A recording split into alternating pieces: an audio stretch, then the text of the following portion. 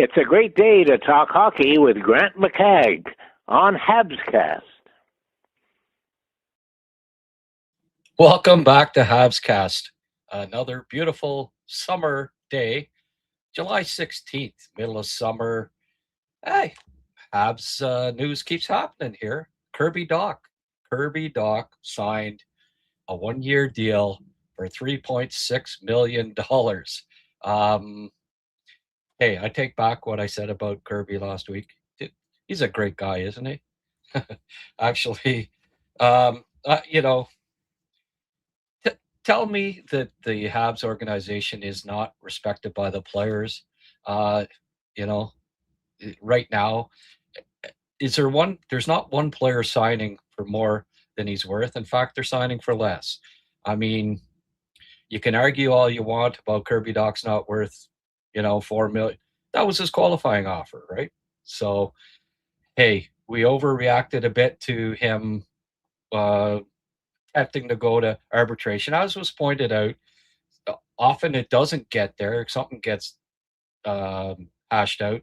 But clearly, the issue with Kirby Dach was not, I think I'm worth more than $4 million. He knows that he hasn't earned a contract that's worth more than $4 million, given that he's been injured a lot of the last three seasons. So what it was about was that the qualifying offer was a two-way contract. That's clearly why he went that route. They accepted a little less than the qualifying offer, two-way contract. I don't have the details, but I'm 100% sure that it would be a one-way contract for $3.6 million for this season. It's a, prove to us year, right?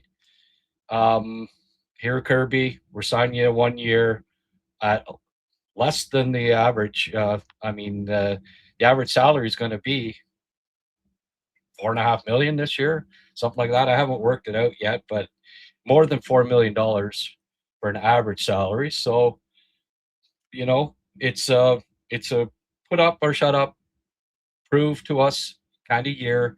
If not, we'll move on after this year with you. And Montreal's going to have a few Carrier's coming up at the end of the upcoming season. Anderson, right? So there's a few players that they'll be playing for contracts. They want to stay in Montreal. Well, have good years. And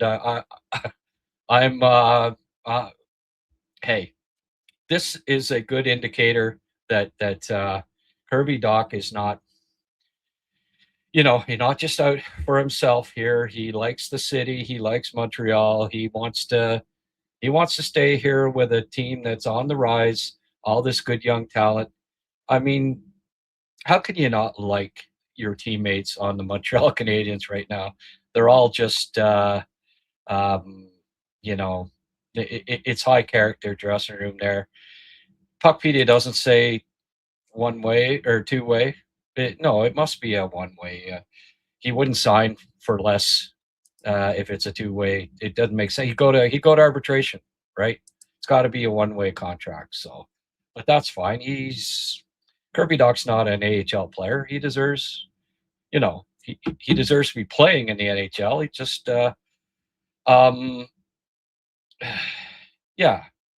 anyway, it's full presumption that it's a one way contract here. We're getting a few Sheldon. Thank you for the toonie, my friend. Nice to get a couple bucks right off. That keeps me motivated. By the way, folks, you're more than welcome to send money.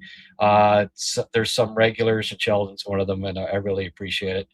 VDoc, re-signed 1 year, took less. Proves it wants to stay, not greedy, likes the team. I'm pulling for him. Well, I don't pull against any Montreal Canadiens. I want him to succeed. Listen, even if it means he's with another team next year, him having a good year this year ups his asset value, right? Makes him a more valuable commodity. So, and it's not like he's going to go, not eligible for free agency at the end of this year, right? He's still got some a year or two of RFA yet, I would think. I didn't look that up, but I'm pretty sure that's the deal. Mark, thank you for the toonie as well.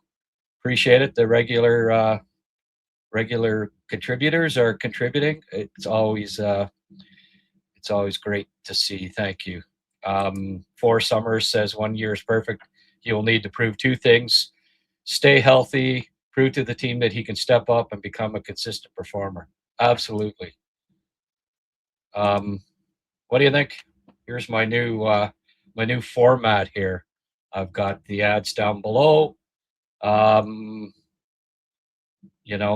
out of the way. They're not going to get run over here. So, yeah, I did a little bit of graphic designing this week and set up a blue background. I think it looks pretty sharp. So I didn't need to put my logos. Hey, they're back there. They're all, you can see them right there. Right? So anyway, red, blue, and white. You might notice that that's what the background is now on Habscast. We're making it a little sharper for you fine folks, and trying to get a little more professional looking all the time.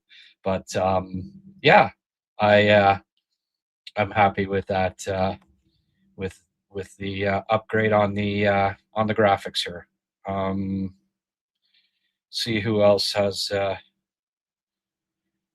It would be nice to see them extend Anderson a few more years as well. Those guys are a must in the playoffs. Yeah, you might see Josh.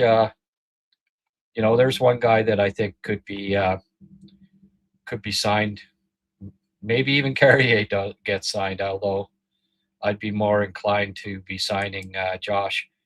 Mind you, they only have one veteran right defenseman right now, so maybe they keep Carrier around a couple more years too. But if it was a choice of one of the two, yeah, Josh, not a 5-year deal or anything like that, but yeah, he's needed for till Pugachev and Thorpe and the likes are ready to step in and kind of fill his role, so to speak, right? Bolduc and Arbor left to sign with about $9 million in cap. Yeah, I think Arbor would probably get more than 1 year deal, right? Both of them. I don't see them signing 1 year deals. I think Evans is more valuable than Dach. But Evans signed a. You gotta look at the term, 3 or 4 years compared to 1 for Dach, right? I don't know. I mean, Evans doesn't have Dach's offensive upside. That's and you always pay a little extra for that.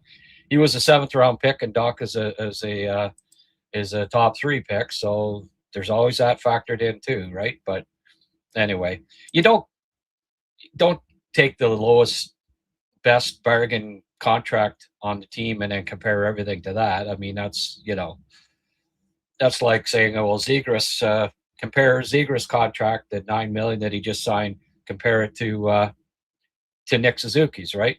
You got to remember the cap. It's all cap relative here. I don't know what your first name is. Maybe you can let me know. So B. Wright, Shane's brother. Jake Evans signed when the cap was a lot lower, and now it's going up. So contracts are going up. You can't compare previously signed contracts to what are being signed now. Just like it's not fair to compare what Zegras just got to what Nick Suzuki's getting, because he signed it a few years ago when the cap wasn't going up and when it wasn't nearly as high. So, yeah, Dach is already a UFA after this year. Oh, well, that's fine. Gives him, hey, he's got to prove himself, right? This is a year to put up, shut up, all of that good stuff. So, 2027, he's a UFA. So at age 26, yeah, okay, he's already going to be 26. Yeah. Well, he's betting on himself, but he's also betting on the team, right? Connor McMichael signed 6 years, $6.75 million with the Blues. Trevor Zegras, 4-year, $36,500,000. Hey, salaries are going up. It's just a reality of things. Is Trevor Zegras a better player than Montreal's top 4 forwards? I would say no, but you have to look at the fact that salaries are going up. So chances are Dach is being set up for a trade. We'll see. They still need size and physicality in the lineup, and when he's on his game, he can be effective. Look, you need 2 years to fully recover from a knee injury. It's 2 years, and this is an important summer for Dach. If he gets that much better conditioning, 1 more year, a little quicker, a little stronger, stronger lower body, build those knees up, 1 more summer. Who knows? I'm confident that he can come back and have his best year as a Hab, and if he does, or at least one similar to the year that he came to the Habs. Look, Anthony Mantha signs, right? That's the other big news, that he $4.5 million or whatever.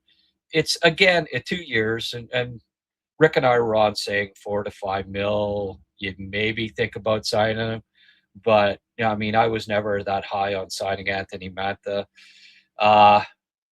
Yet another big guy that's run into injury issues in his career, inconsistency.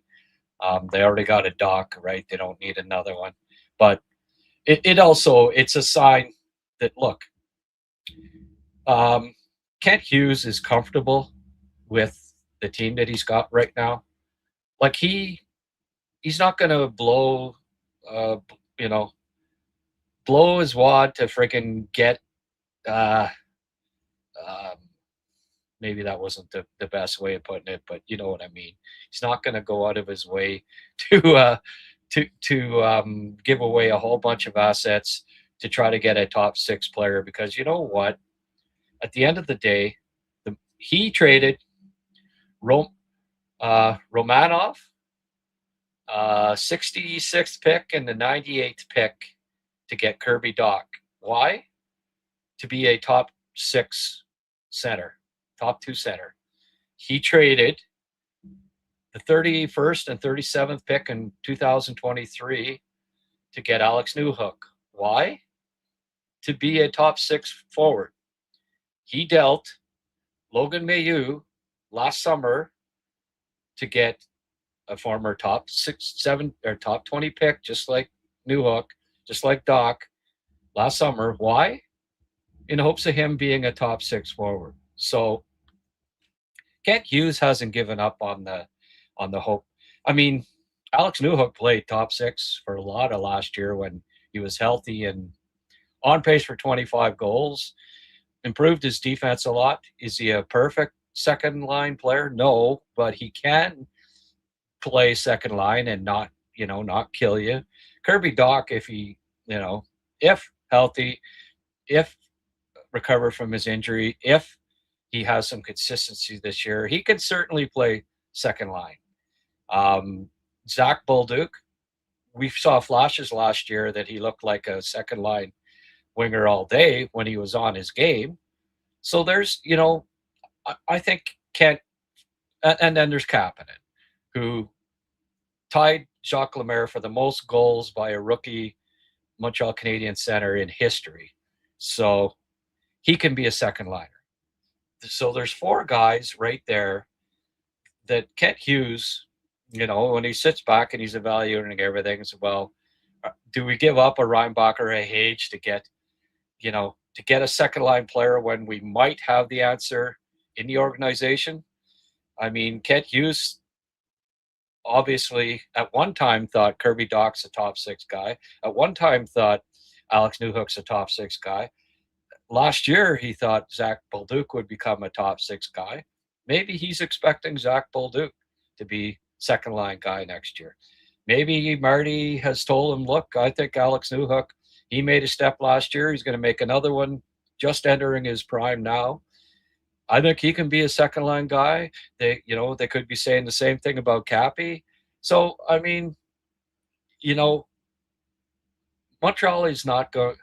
Kent Hughes and Jeff Gorton have said time and time again that they're not going to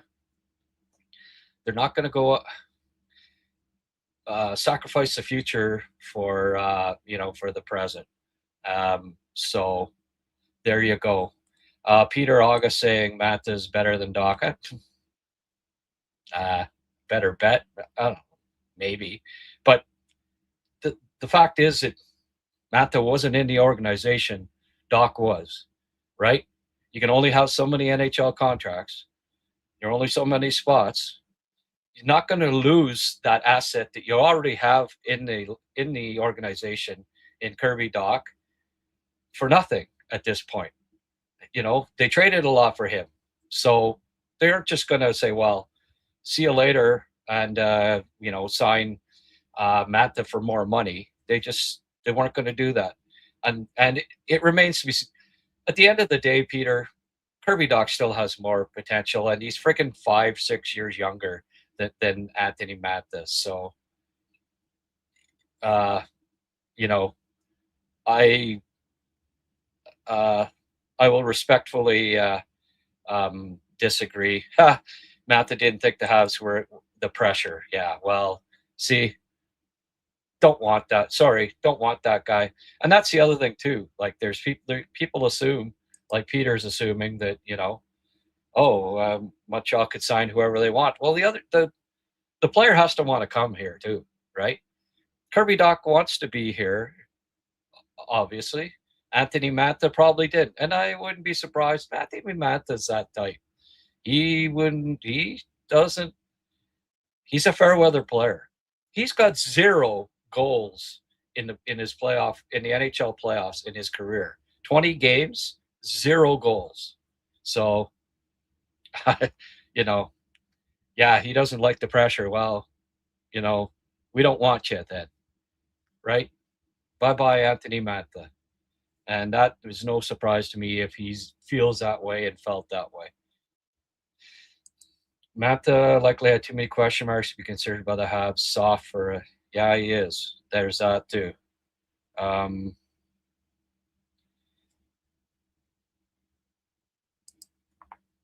think Dach has a higher ceiling offensively over both Beck and Florian. And hey, nothing wrong with having quality depth. Yeah. Well, somebody was saying that earlier too. Why not give these guys a chance? And okay, it's Peter again. Well, it's simple, Peter, because they can go back to Laval. They're not waiver eligible. It's asset management. You sign a guy, a top 3 pick. Tell me how many top 3 picks from the last 7 drafts are making less than $4 million a year. Probably one, Kirby Dach. I mean, that's smart asset management. If he comes anywhere close to, and again, we can't discount getting your knee blown out 2 straight years. It affects you. It affects your game. He's not back 100% yet. Cole Caulfield, when he had shoulder surgery, go look at his stats. The year he came back, he had his worst goals per game year the year after shoulder surgery than since he was a rookie. Because why? Well, he wasn't back to 100%. He couldn't shoot quite like he can now again.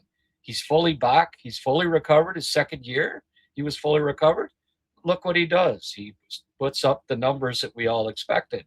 But his first year back, Cole Caulfield, go look at his numbers. They weren't fantastic. There was disappointment in his goal scoring.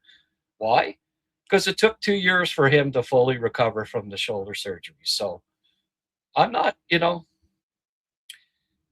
Beck and Jacky can go back to Laval. They can keep developing.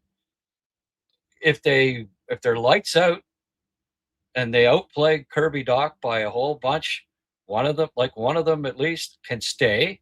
Kirby can sit in the stands at 3.6 million. That's better than Gallagher's 6.5 million sitting in the stands, right? I mean, right? So, but you've got an asset there. You paid a lot for that asset. He's still recovering from a bad injury. There's still, there's still that hope that, hey, what if this is, the second year after, just like Cole, second year after surgery, and he had 2 surgeries, don't forget, back-to-back years, that he's fully recovered. He makes that next step. He's a little faster and a little better shape. It's amazing how much more consistent you can be when you're actually in shape. Conditioning has a lot to do with your consistency. Trust me on that. I know I grew up, till I got myself into really good condition, I wasn't consistent as a hockey player either. It's I learned that in my late teens, but little late, but still. So it's, they're not sending back either Florian or Owen. If they have to be sent back, is not going to cost them. They're not going away. But giving up on Dach and just say, no, not signed, well, then that's an asset gone for nothing. So even if, let's say we get to the trade deadline, he hasn't been great. Beck and Florian or he's been okay, but Beck and Florian are tearing it up. Well, they can deal him at the trade deadline. They can bring up one of those 2 guys, get an asset back for Dach that they wouldn't if they just let him walk. It's all about asset management. And Kent Hughes has once again done a very smart job. The qualifying offer two-way, get him to sign a 1-year deal, approve it deal at 3.6 million for a former top 3 pick. That's a bargain, even if his numbers haven't been great. So good stuff by Kent Hughes. Good stuff by the Habs. I like what they did. Let's let's pull for Dach here. We can say all we want. Oh, should have been Matt. Well, it's not. So bye Anthony Mantha. Don't let the door hit you on the way out. You were never in the door, were you? Because too much pressure on the door. He couldn't get in. Anyway, Dach's fine with the pressure. I want to prove myself. Okay, good. So he's the guy. He's a Hab. Let's root for him instead of, complaining about, because it's not like they signed him to 6 year, 6 years, $6 million or something. So it's actually a very fair price to get him below what his qualifying offer was. Doesn't happen every day. So anyway, for me, it's a good thing. And, I think I wouldn't be surprised if they went to camp and didn't. I mean, Tekshay can be the extra forward if Beck or Florian are ready too, and one of them might be. They can make the starting 12. Dach could come out every now and then. Tekshay could come out every now and then. Beck or Jackeye sit the odd game. You kind of platoon a bit. They may think, we think one of these guys is going to be ready next year. That gives us 13 forwards. That's what we want. Send the other guy back, whichever one of the two's better in camp. Send the other guy back, or maybe another player is just lights out. Maybe Jared Davidson has just a fantastic training camp, or somebody else. Who knows? But no, it's all good, and I think Kent Hughes has once again struck a really smart contract negotiation. It's nice to have a former agent in there, because he's really showing that he's a shrewd negotiator. All right. Topic du jour for me. One other thing. Steve Yzerman got stepped down. I don't know why it took him this long, but I think, just an accumulation of things. Larkin, Patrick Kane not signing, Larkin wanting out, just things building, and Illich finally saying, okay, I hate to have to fire a legend here, but and then of course Elliot Friedman's coming out saying, oh well, Yzerman maybe wanted to leave, and there'll be that rumor out there too. Who knows exactly, right? What the deal is, but I would think Illich, needed to move in another direction. I talked to a scout who once had affiliation with Detroit and asked him who he thought they might hire as the new GM, and he said Draper. And I'm like, geez, really? You not learn? Like, I think they got to go. They've kept it in house for so long in Detroit, and I think they need to get an outside voice, bring somebody in. Chris Draper had no experience as an amateur scout, got hired as Detroit's, and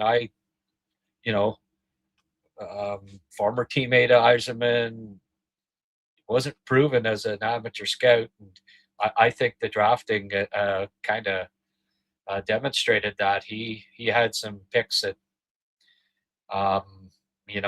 Danielson over Dvorsky, that one, Casper over Noah Osland. I know Osland hasn't, but I'd be very surprised if those two guys don't end up being a lot better than the guys they picked. Kosa over Wallstead when they decided to draft the goalie. I know I had Wallstead, 12th ranked, and at 15 they went with Kosa, who inconsistent, and I had him in the 20s. But I mean, not that I'm a goalie expert or anything, but that pick didn't work out very well. Hits and misses with draft picks. And the one that really, when Chris Draper drafted his own son there, and I mean, the kid had played like tier 2 junior and wasn't even like, he was a poor scorer in tier 2 junior, had no business whatsoever being drafted that year. It just, it was just such a sign of nepotism. Just the fact that he'd even want to draft his own son when he clearly didn't deserve to be drafted, it always just really bothered me. And I just, too much nepotism in that organization. Yzerman just brought back all the buddies from the team and stuff. I mean, we saw what happened when Réjean Houle, brought in Tremblay, Cournoyer shut, Ronald Corey brought in Houle as a GM and 4 other, all former teammates. How did that work out, right? It didn't. So, is Donnie on board here? I just saw a 20 spot. Donnie, my new Facebook friend. I saw that you added me there today. Thank you for the $20. The Chester Fund, yes. Chester went for a echocardiogram this week, and we're just waiting on results. I actually was yesterday, and I missed the first half of the Argentina-England game. Apparently didn't miss much. There wasn't a single shot on goal. Thanks for the 20, Don. I appreciate it. Man, anybody else listen to any of the soccer matches on the radio? It's impossible. First of all, they don't tone down the crowd noise, and then they've got English commentators. Like, can you not get people that you can at least understand. It's hard enough to understand them without any crowd noise, but then with the crowd noise, I did not have a clue what went on that entire first half. Listening to it on the radio, I'd only known if it went 1-0, but there wasn't even that. So, and then with no shots on goal, it was just completely useless trying to listen to the soccer game on the radio. But anyway, got Chester in for his echo. They said, "Oh, it'll be about an hour." It was halftime in the soccer game. I went to the Final Score sports bar in Renfrew. And as it turned out, I got to watch. I mean, if it had gone into extra time, I wouldn't have seen it because I got the call right after the game ended. But it was perfect. I got to see the second half of the Argentina England game, and man, that was really good. England. It reminded me of. Sorry, a little soccer talk here. England reminded me of Boston, 2013. Boston up trailing 4-1 to Toronto late in the game, and Toronto just sat back, just like England sat back. And what happened? Boston scored 3 at the end of the game and then won it in overtime. Game 7 eliminated Toronto. One of the many heartbreaks for Toronto. There are some similarities. The Leafs won the Cup in '67 and haven't won since. England won the World Cup in '66, haven't won since. They were close to getting to the final, man. You couldn't get much closer, but you sit in your own zone for 30 minutes with Lionel Messi on the other side. You could just see it coming. Messi is just a genius. He's so freaking smart. It was fun to watch, but just waiting on word on Chester. But the early return was that doesn't sound like his heart's too bad. So hoping everything works out for our beloved fur baby. But thank you, Donnie, for the contribution.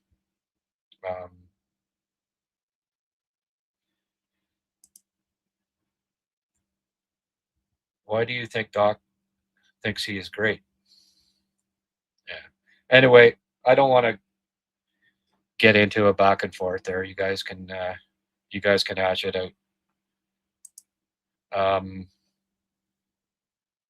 I feel Doc has not reached that maturity yet. Well, yeah, I mean, hey, we don't know, right? We can predict all we want. Safety dance. Oh, the safety dance. Make sure you know the safety dance first. Yes. The reason, yeah.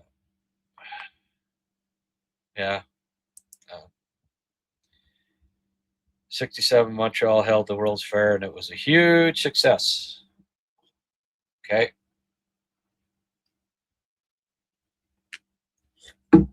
Expo 67. I was there. I was 3 years old, and I remember it, Audio Murphy. I remember being on the monorail. My dad and I got separated from my sister and my mom, and they even said something on the speaker there. I don't know if it was Lionel Hutz or whatever, but or who was the guy, the monorail salesman on The Simpsons. But anyway, yeah. Could Lorraine, they'll be at the end of the monorail there. If you could meet them there, we got hooked back up with my sisters and mom, me and dad at Expo 67. Freaking crowds, man! It was crazy. My earliest memory actually being at Expo 67. I still remember getting separated from my sisters and mom. But yeah, and the monorail. Born in '64. You got it right, Zeffel. Yep. But Yzerman, what happened there, and the thing is, right, when you hire a friggin' legend like that, like, he was not in any danger of being fired, so he should have been patient. He should have. I think Detroit's biggest look at the time 5 years ago, Tampa was really strong. Boston was a powerhouse. Florida was up and coming. Toronto was at their peak. Detroit was in tough just to make the playoffs. I didn't think they would, and they didn't in the next few years, even with them signing these. But Yzerman went and got like Sherratt, and he kept making these. It turned them into a treadmill team. Like, not bad enough to pick top 5, not good enough to make the playoffs. So it just, no man's land, right? I just think that he had to bite the bullet a couple more years there. Take their knocks like Montreal did, right? 3 picks in the top 5 later, they're in pretty damn good shape, aren't they? Detroit had 1 in the top 5, Lucas Raymond, but that was it. They didn't get any more Lucas Raymonds, and they're paying the price for it right now. They don't have a great farm system. They got players that want out. They're aging. They signed aging guys. The Yzer plan, I never thought was a good one. Just like the Shanna plan, I got looking and saying, any of these GMs that end AN, like Shanna plan, Yzer plan, didn't work, right? So, and I looked at the GMs, and anyone else? Well, there's Bowman, in Edmonton. The Bow plan, is it working? I don't know. Yeah. So, as Mark says here, please hit subscribe. Zeffel Cave, yes. Sam Pollock. It's my topic du jour. I'm already 37 minutes in, and I haven't got to it yet. I guess I should. Well, look, listen. Yeah, you're on the right track with Pollock. And look, over a 10-year period, a 4-year period, and the Montreal was right at the top. They were winning cups at the time. Scotty Bowman, genius that he was, the greatest GM in NHL history, in my opinion. What he did was he kept trading players to teams that wanted to get better. It was pressure, ownership, let's get better, this and that. He'd trade away players and for future draft picks. And he dealt with, sure, there were some expansion teams at the time. They didn't know better, this and that.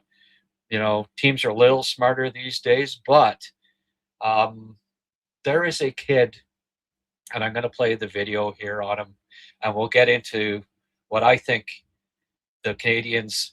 There's 2 Russians that could go top 5 in the draft this year. A huge Privalov, the big friggin' power forward kid. I'll feature him another time. But this other kid played with Pugachev this year, okay? Sergei Skvortsev. Oh, is he skilled. I mean, I saw him all year. I saw, when I'd be scouting Michigan or, the defenseman and Pugachev, whoever, I noticed this guy, and I noticed that he put up good stats, but he only turned 17 late in the season. He didn't put up Demidov numbers, but he put up really good ones here. If you look at this here, 52 games, 19 goals, 24 assists, and then in the playoffs, more than a point per game. All right, 9 goals, 9 assists in the playoffs, and was excellent all playoff. But he plays with quite a bit of compete, but his skill, like in the last 5 years, other than Demidov, this might be the most skilled Russian available for the draft. Well, you're going to see in this video. I'm going to play it in a minute, but I had a ton I had a ton of fun putting this video together.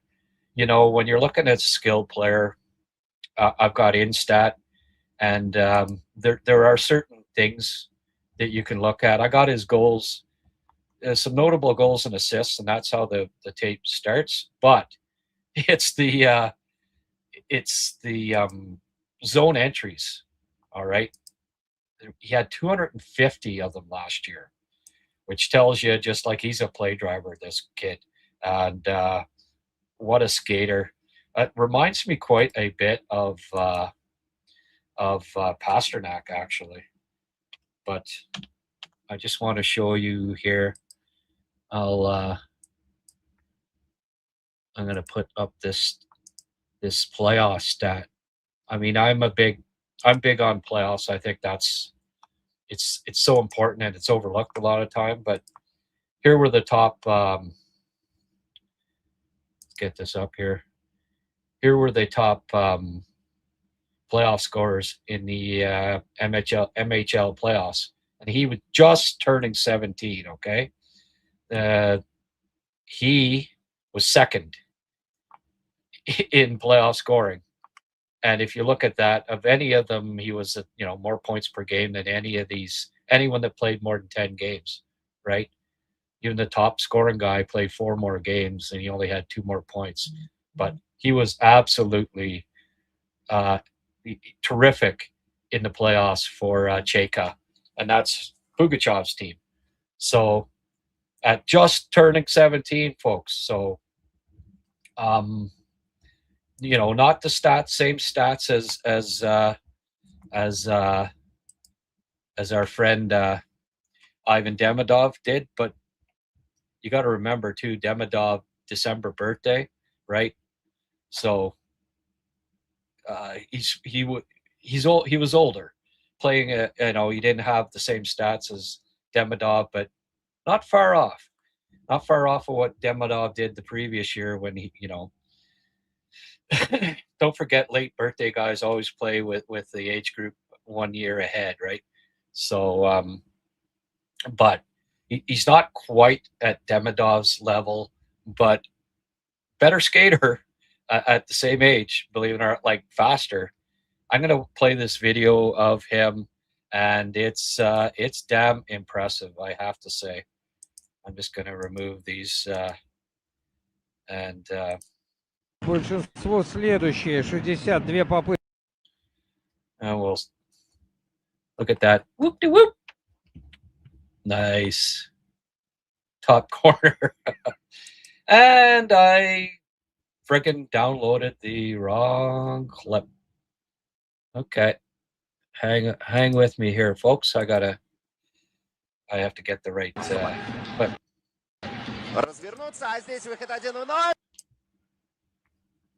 As you can see here, he's fast, but he's got a really nice release. Check out this wrister here. Top corner. I may the old back pass, the how's your father. Check out that little move there. Dishes it over. But he doesn't, like, nobody has the east-west wide stance jukes of Demidov, but check that out, eh? Pretty.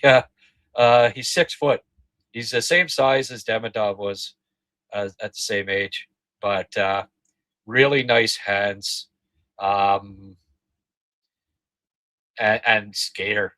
You'll see in these clips, like, more speed than Demidov at the same age. No, nobody has the east-west of Demidov, but the speed is excellent.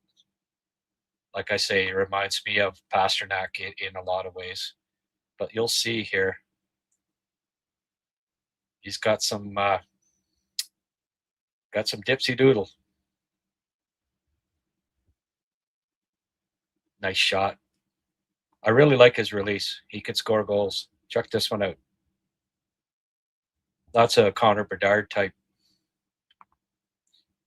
But you notice the wheels. This is at 16 years of age in a good league. He explosive speed for a 16-year-old. Just wait till he's 20. I'm at this point, I have a hard time believing that there's. Check out that.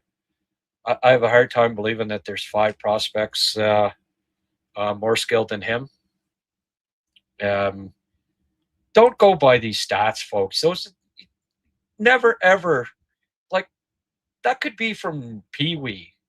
Those, he's not 154 pounds. Don't pay any attention to the stats that you read on freaking elite prospects and stuff. They're just guessing. Like, Central Scouting's not weighing Russian prospects. We have no idea what he weighs right now. Check this out. That was Demidov. Like, you can't hit what you can't catch either, just like Hudson. But you'll notice that he's quite a skater, eh?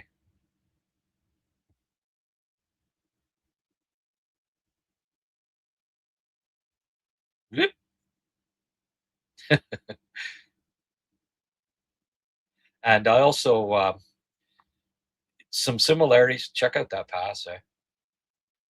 Like, good vision, like that. Some similarities to Demidov, his hands and vision. Like I say, not many. Look at that pass, eh? Not many prospects remind me of Demidov. This is the closest one that I've seen in the last 3 draft classes. That the nice play there, right?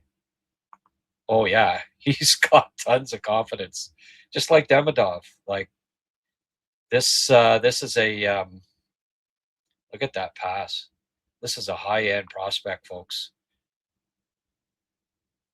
There you see even like good shifts. Not the exact same as Demidov, but there's some nice and just a play driver. He brings the puck in. I mean, I'd love to see this kid on Montreal's second line someday. I'll tell you that. And look at that pass. Check out this pass. Beautiful. Love when they don't break stride at all. See the little juke there, and then there again. Fun. Just like Demidov and Zurowski. When I watched their zone entries, it's like you don't stop. You just keep. I went through all 250 and this is a pretty long video, but it's because there's just exciting play after exciting play. Look at that, eh? I think would not be surprised if you see him playing in the KHL next year. I mean, there's just too much skill. He can certainly skate. See how he just waltzes around people? And again, this was at 16 friggin' years of age. Look at that juke. And then put it between his legs. Couldn't finish her off, but excellent stuff on his behalf.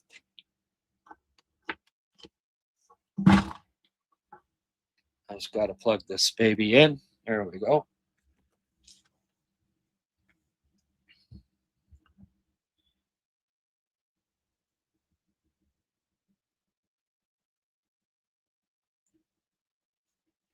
Look at this here.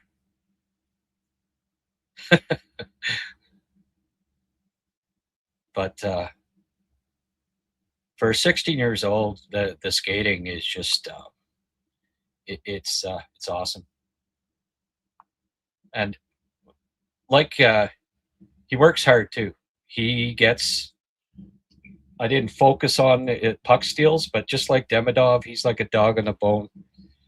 So there's good. He works hard away from the puck. He skates back, steals a lot of pucks. He utilizes that speed, but there's effort in there, right? But Gleb, Believe me, Bob Rob know all about this guy. Gleb will. Peter saying it. Yeah.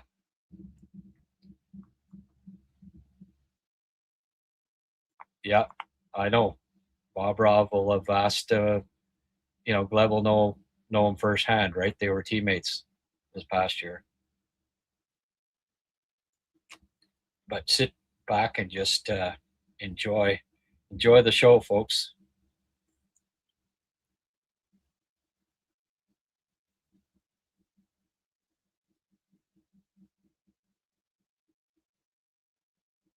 Look at this one here.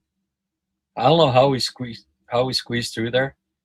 I got to look at that one again. But okay, that one all right. But then here.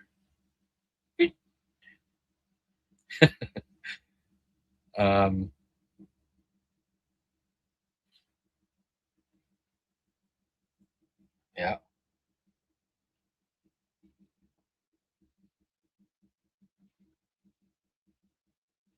Had the lights turned down low here. But you see his playmaking ability too. Oh yeah, gets past.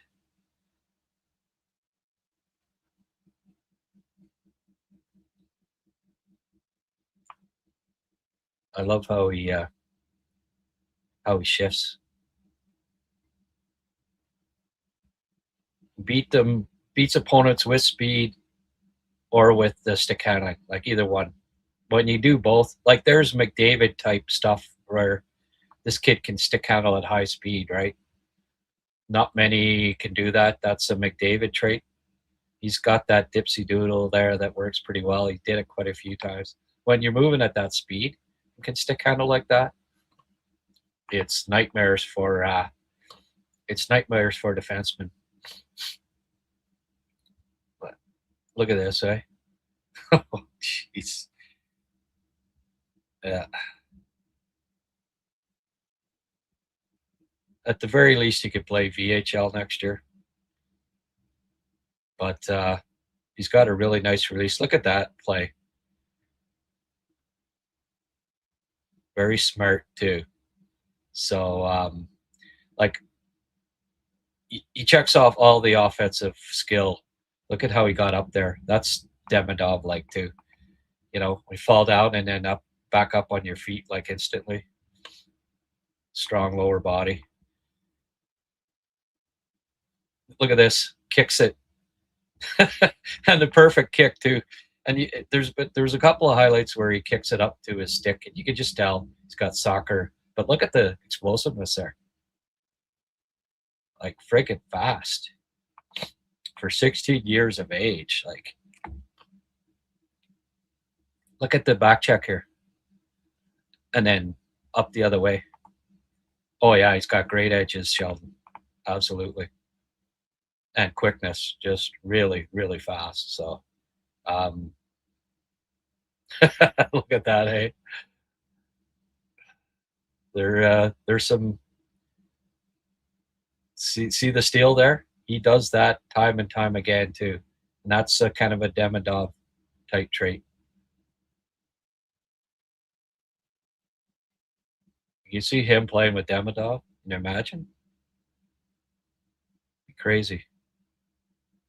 Get Hage in between the two of them. Look at how he squeezed through there.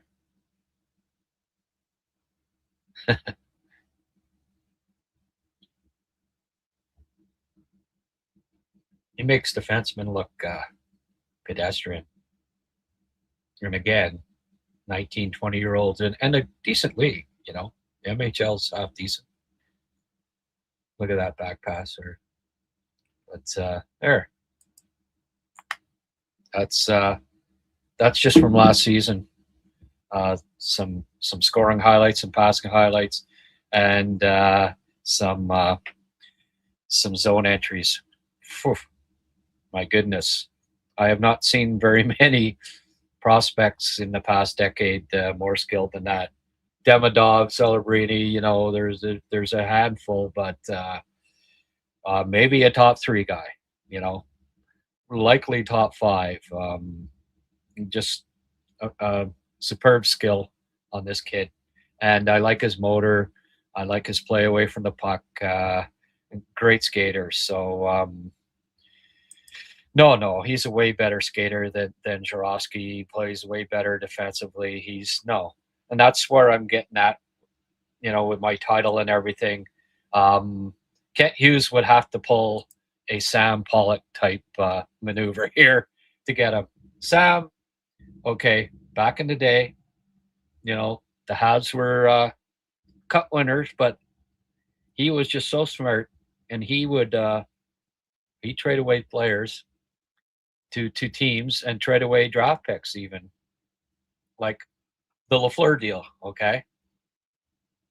California Golden Seals said, well, here's Ernie Hickey and our first round pick in 1970. You give us your first round pick next year. And, California's trying to get better. California team, Charlie Finley, and okay, sure. We get a second first round pick here this year, and we get Ernie Hickey, a veteran on the Habs. He must be good. He'll be good on us if he's good on the Habs, plays for the Habs. So they went for that. Worry about the future. Like, hope, we'll be better next year. Well, they weren't better next year. And as it turned out, they finished at the bottom of the standings. And of course, as the story goes, and lots of Habs fans know the deal, like Sammy was worried that LA was going to finish last. And this was before draft lottery. When you were last, that was it. So he traded Ralph Backstrom for futures or whatever to LA, knowing that he could help LA win a couple of games and finish ahead of California in the standings, so that the Canadians could draft Guy Lafleur. Sam Pollock was well aware Lafleur was a 100-goal scorer the year before, and when he made the deal, he knew this kid was coming. California stood a good chance of being last, so he made that deal. But Pollock covered his bases. He had 10 top 12 picks between 71 and 74. All right, 4 drafts. He had 10 top 12 picks. He had 3 in one draft. He had 4 top 12 picks in another draft. He got Shutt. He got Larocque. He got Lafleur. He got Risebrough. He got Tremblay. He got who else did he get? It was just, you just keep making high picks, and sooner or later, Gainey was the other. I knew I was missing somebody. So he got Lafleur, Shutt, Gainey, Tremblay, Larocque, Bunny Larocque, his backup goalie, and Risebrough. Chartres, Chuck Arneson, a few other guys that didn't pan out that great, Dave Gardner. But then he turned around and traded these guys for first-round picks when they couldn't make the Habs later, right? And just kept restocking. But, he'd even make deals where, okay, give me a pick from 2 years from now, and we'll swap first-round picks from that year, knowing damn well that they'll finish ahead of these teams in the standings, right? And so in 2 years down the road, a year down the road, when it came to time, swap picks, instead of, like, Montreal had their own, they kept their own first-round picks in those years. Those are just other teams' top 12 picks that all of those guys were picked with other teams' first-round picks. None of those were Montreal's own. Lafleur, Shutt, Gainey, Tremblay, Larocque, and Risebrough. None of them were Montreal's own pick. It was because they never finished bottom 10. They were at the top of the standings. But Pollock would just keep making these trades, trading young players, getting draft picks, and future ones too. But what I'm getting at here is Kent Hughes, and I'm sure, as somebody pointed out, Bob Rov all over this Kvartsov kid, knows all about him. Would have seen him when he was probably in Russia scouting Pugachev. Yeah, he played in that U7, U18 tournament as a 16-year-old, playing in that tournament that Bobrov saw Pugachev in.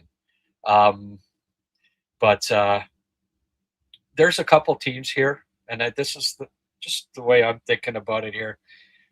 Obviously, they're not going to get this kid with their own pick, right? It would have to be a Pollock type thing where you draft him with somebody else's. Well, there's a couple teams here, and hey, that got, the GM in New York, I don't know, jury, but there's the owners. Okay, Nolan is impatient. I mean, he just won a cup with or a championship with the Knicks, but very impatient owner, right? Doesn't want to rebuild ever. There's New York and there's LA. Those are two teams that I think are probably going to be top 10, finish in the bottom 10 this upcoming season. Maybe, and maybe this is the time of year to look at it too, right? When the players are right in front of you, you're a lot more likely to get a team that would be willing to give up their first round pick than if it was, the month before the draft and all the scouts are saying, "Oh no, we can't trade our top 10 pick because we could get this kid or that kid, or whatever." And they're a little more likely to be game going into the year, especially he's eligible next year, Peter. He turned 17. He's 2009. So 2027 draft. So maybe LA or New York with their impatient owners would be, up for, like, it'd have to be something like, I don't know, Beck, Engstrom, and your first round pick in 2027 for that club's first round pick, right? A team like LA, desperate need for a centerman. I think Beck can step in and be a good center for the LA Kings. This is just an example, right? So you make an offer like that, and maybe LA, and I mean, I'm just spitballing here, but I'd at least pursue that. And I think you have to look at it. You have to look at it now and try, and make some overtures. You've got these extra assets like Struble and Ekstrom, for instance, and Beck, but players that I think can play in the NHL right now, but there may not be spots for them in Montreal's lineup.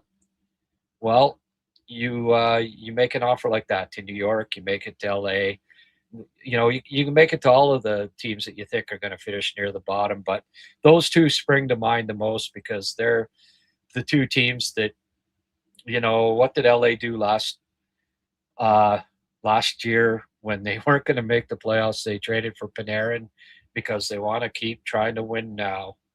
I would, and I mean, I have no clue whether there'd be any interest whatsoever, but that's a Sam Pollock type move, right? Where you look ahead and say, okay, like either this kid or the Privalov kid. I mean, that guy's a giant, a great player too. But Montreal seems to be stocking up with Russian assets, and this looks like the next really skilled one.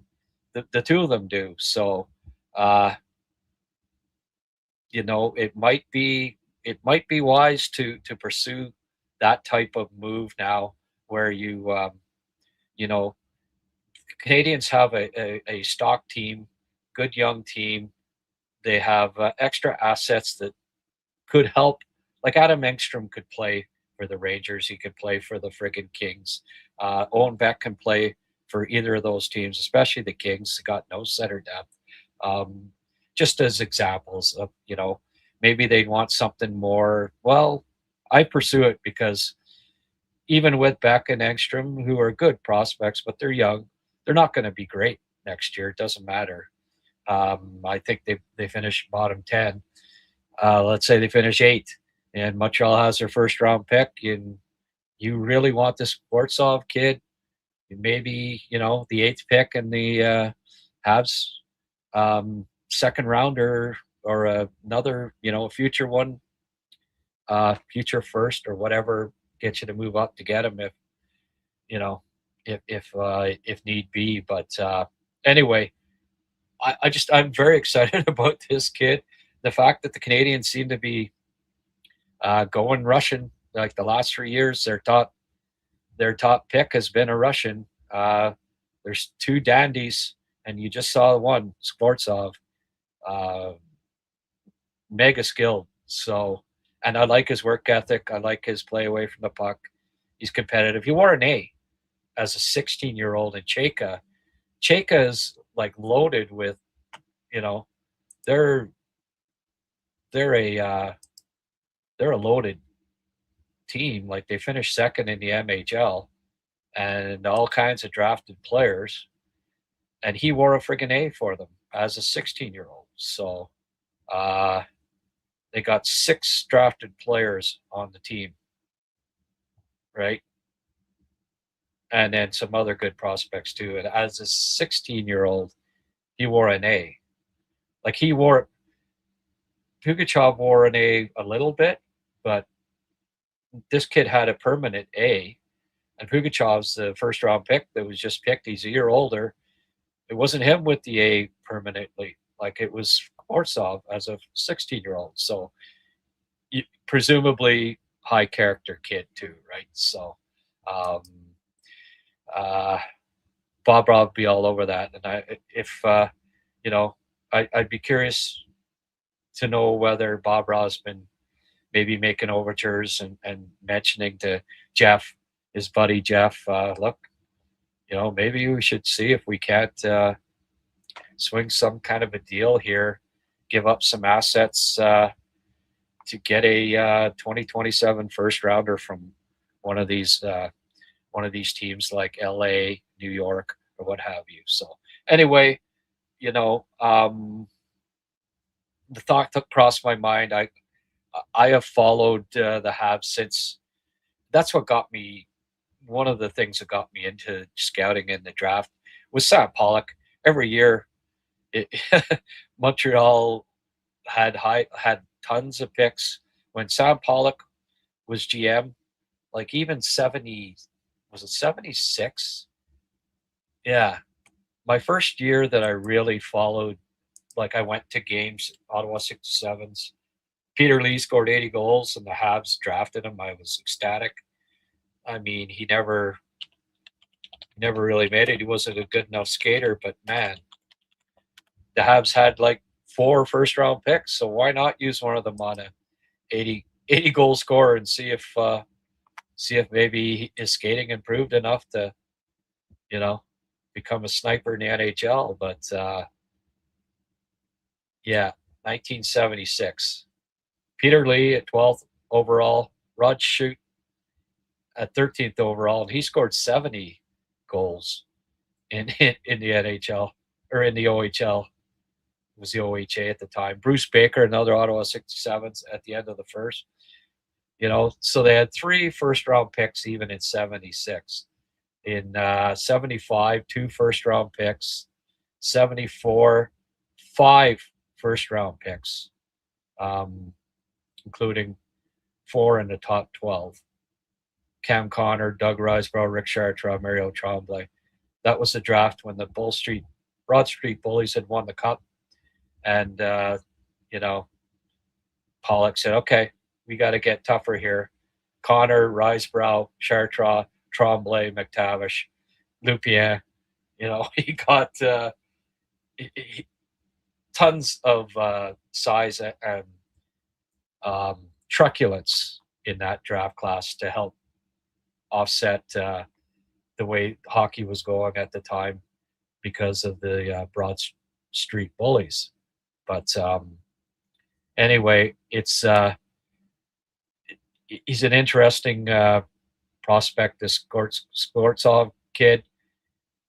I don't know this draft class inside and out. There's some good prospects, including one in Joseph in the queue, but I don't know that there's any that are more skilled up front than this kid.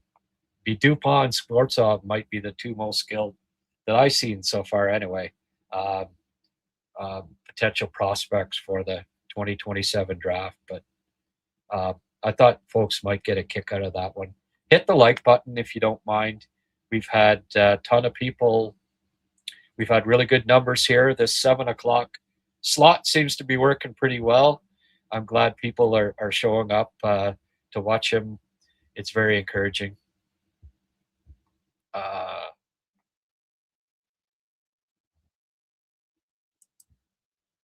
Just watch, somehow San Jose will be picking in the top 5 and get this kid. Well, somebody's getting him, and they're going to be very happy. No chance to getting this kid unless they totally collapse. Well, no chance if they don't pull a Sam Pollock, Ken. No, they're not going to draft him with their own pick.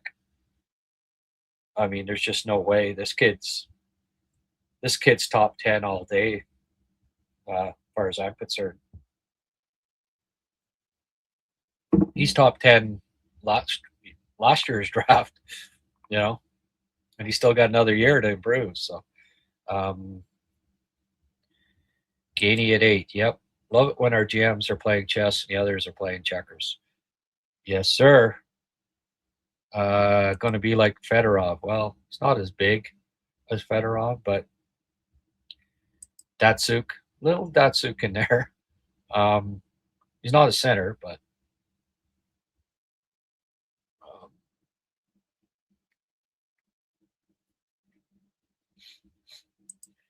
well, Ken, like I say, you offer your first round pick, right?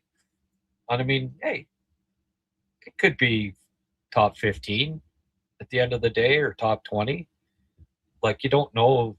There's no guarantee that Montreal, finishes top 5 in the standings or whatever next year. And then, like LA could say, well, I don't think we're bottom 5. We're probably going to be 5 to 15, and Habs are going to be 15 to 25. Not a huge discrepancy there. Yeah, let's do this because we're getting Beck and we're getting Engstrom or Struble or whatever, maybe both. Who knows? But, Montreal has these extra assets that would be of value to other team. Offer, make an offer like that and see. Just at least broach it. And, for me, it was the biggest reason why Montreal built a dynasty. It was Pollock getting as many top 10, top 12 picks as he could get. And in forward, Lafleur, Gainey, Tremblay, Risebrough, Shutt, like they don't win those 4 cups if they don't draft those guys, right? And even Robinson at 19th overall, he was not their own pick at the start of the second round, the Lafleur draft. It was another one of those deals where they gave a team a friggin' asset, and was it Jerry Desjardins? They actually got 2 first-round picks for Jerry Desjardins. I think one of them used one of them to get shut. It's just unbelievable what Sam Pollock used to do. It was. I'm just going to double check the 71 draft. Wikipedia does a good job. It explains all of the,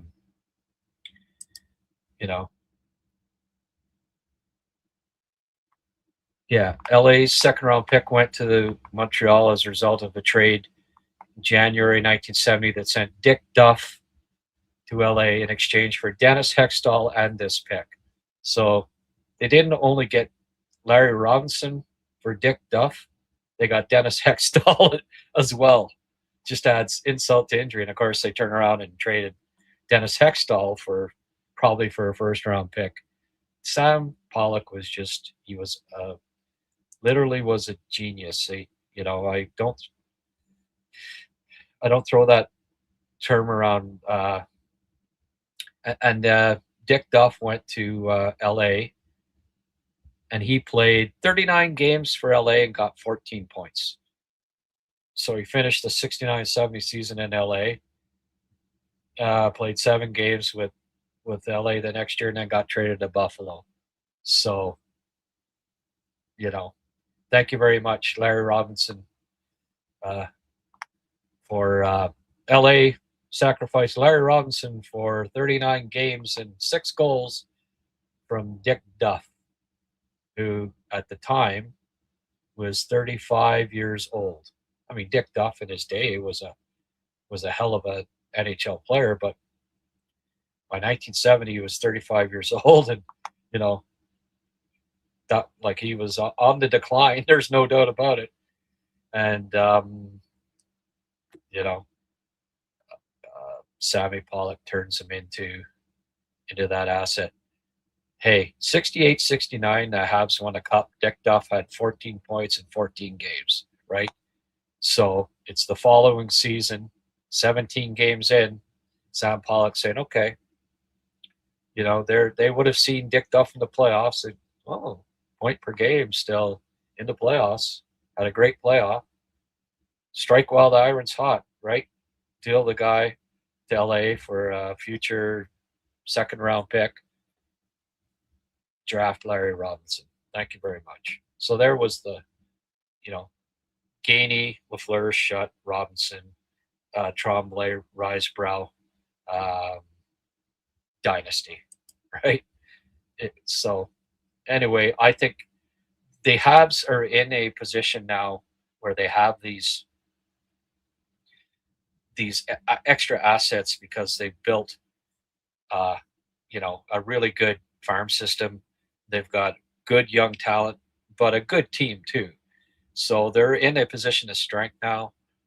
This is why you know, it would be smart to try to do some sort of a deal like that and just keep.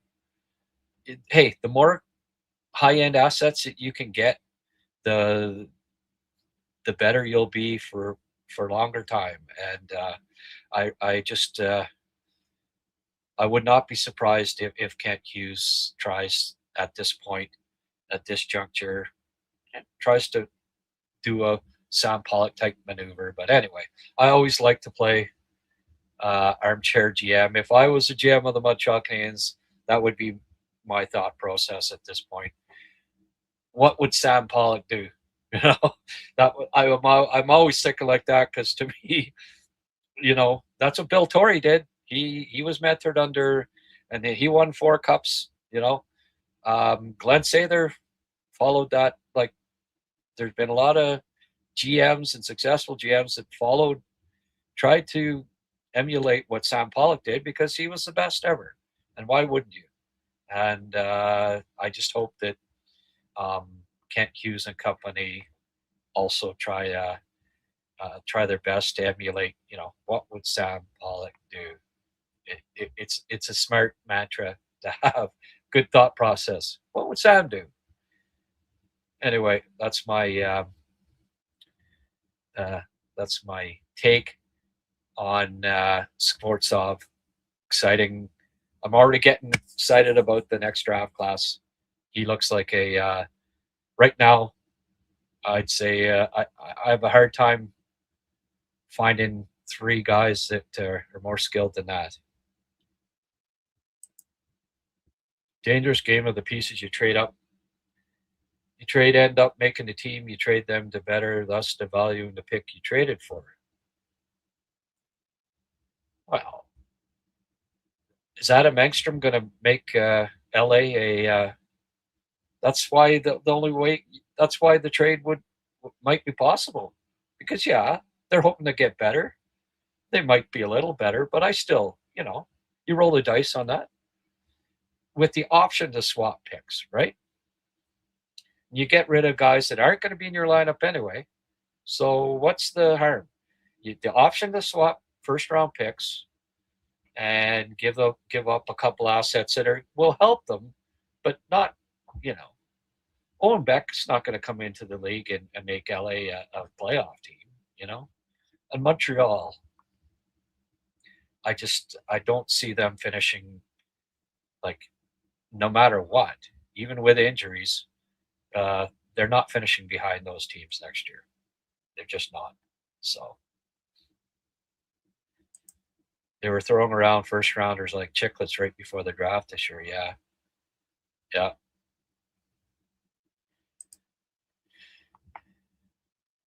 Oh, yeah. Carlo and Lawton. Yeah, I know. What Grant is suggesting is basically what Flyers and Bruins did to Toronto. They'll have extra motivation to beat them during the season. Yeah. Yeah. Yeah, well, maybe. 48, only 48 likes 10 minutes ago. Come on, folks. I'm sure we've had more than 1,000 people viewed, and we got to have more likes than that. If you don't mind, hit that like button. It's always appreciated. Do it sooner rather than later, so I'm not cranky. I'm gonna just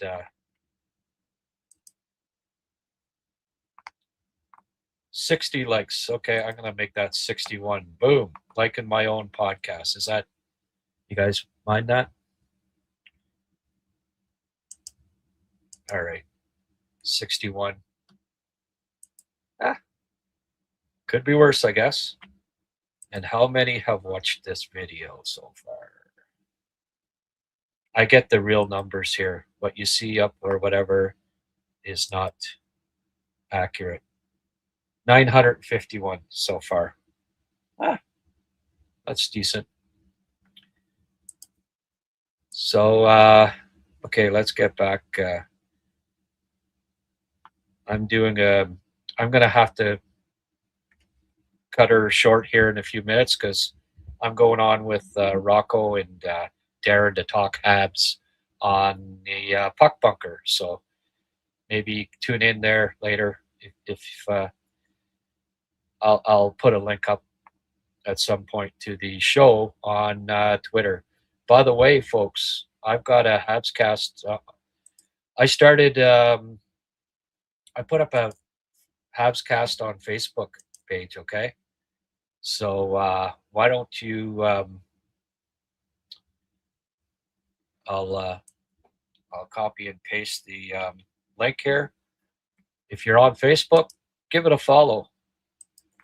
The more the merrier. Here's the link,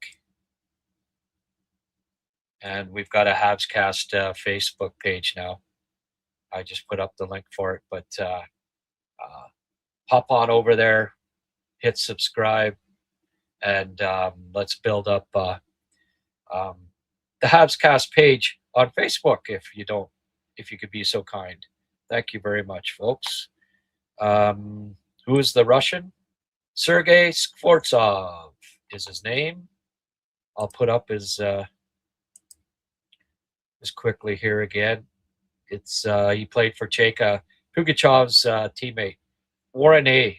That might be as impressive as anything. Second in playoff scoring in the MHL.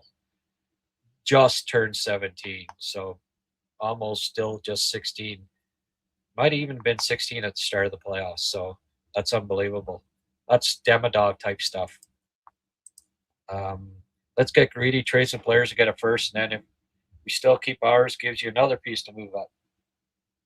You might have to do a swap thing, but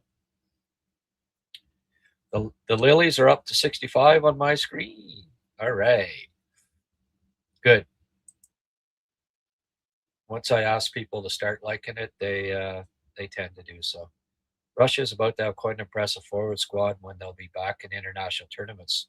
Not sure about the defense, though. Yeah, well, that's usually the case, right? Heavy on the forwards, not so heavy on the D. But yeah, their U20 team will be quite good. But this looks like it might be one of the better Russian drafts crops coming up this coming year. So that's exciting. The Habs seem to be drafting lots of Russians. So Russia doesn't need the best D; they have the best goalies. Yeah, pretty much. Pretty much. Well, we got to hit there we go. New layout here. I might have to put something on the two sides. I need a couple more sponsors here, folks. You know anybody that wants to sponsor Habscast? Let them know. I'm looking for sponsors for the upcoming season. Hey, it's unique.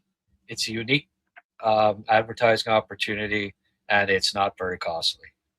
So I'm easy.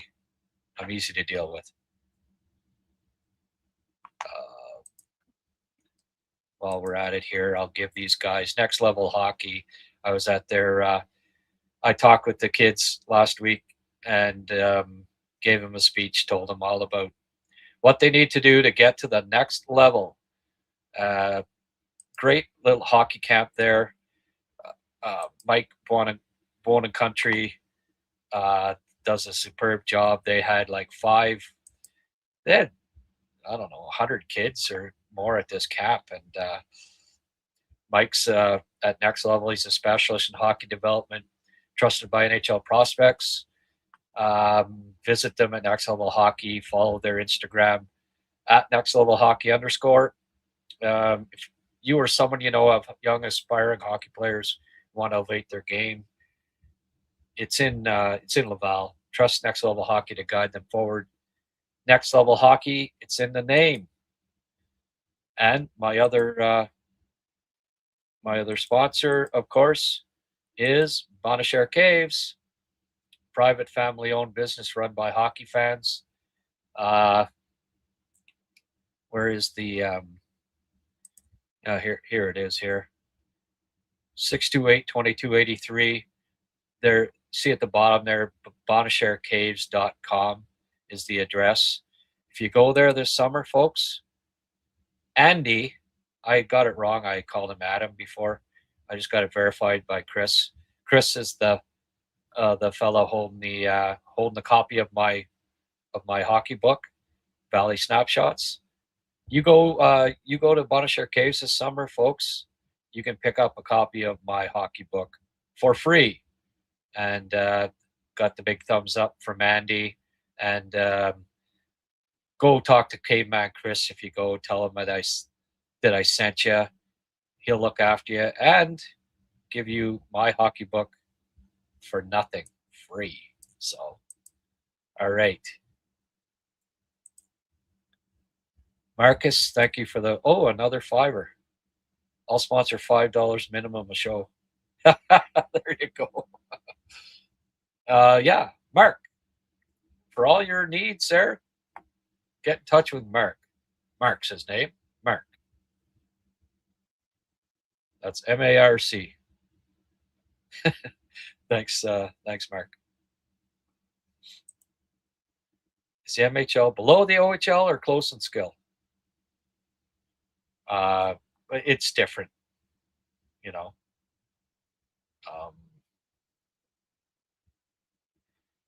I don't know, QMJHL,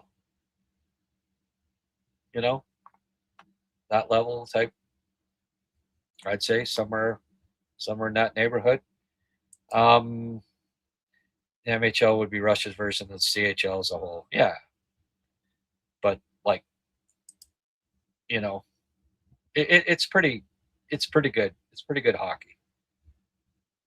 They're, you know, Soleil played in the playoffs, top 10 pick. He played for Cheka in the playoffs. Like, they send a lot of these kids back for the playoffs, and which made what Sportsev did even more impressive, right?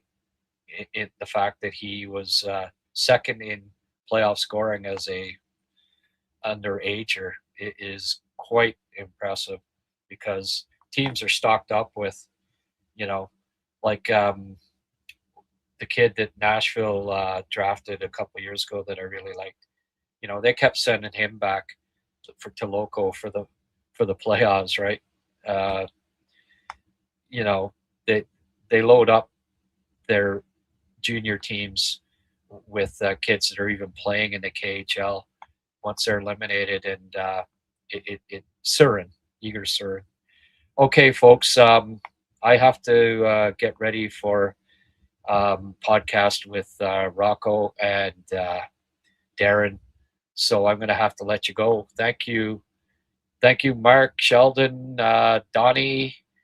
Thank you for the contributions as always. Great stuff. Have yourselves a fine night. Great day to talk hockey. I'm going to keep talking hockey. I'll let you guys know. I'll put the link up on Facebook and on my X. If you follow me on X, you'll see it for that episode. All right, good stuff. Thanks, everyone. Keep cool. Don't breathe in too much of that wildfire smoke, and we'll likely, I would imagine, see you tomorrow night, 7:00 sharp. Okay, bye for now.